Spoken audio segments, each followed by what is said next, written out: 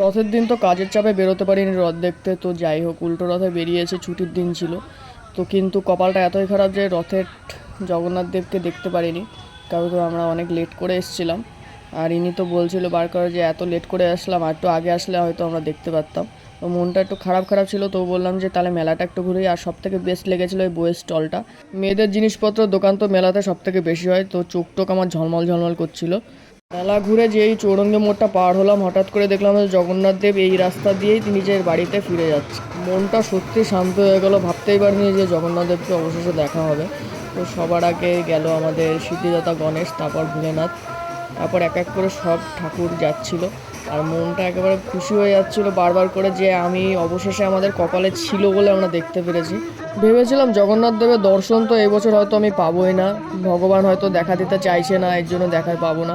But মনটা শান্তি হয়ে গেল সত্যি রাস্তা দিয়ে যাওয়ার সময়। বৃষ্টি মানে রথযাত্রা, আর রাস্তাটা ধুয়ে দেয় জগন্নাথ দেব যাওয়ার জন্য, তাই এত বৃষ্টি হয় রথের সময়। এই কথাটা আমার মন বলে, জানি না কতটা সত্যি কতটা মিথ্যে। তারপর দেখলাম যে মাতাজিরা সবাই আনন্দিত হয়ে নৃত্য করছে, খুব ভালো লাগছিল দেখতে। যতবারই রথের মেলা আসে আর আমার প্রত্যেকবারই মনে পড়ে যায় একটা কথা, যে আমার যখন 3 থেকে 4 বছর বয়স ছিল আমি তখন রথের মেলায় হারিয়ে গেছিলাম।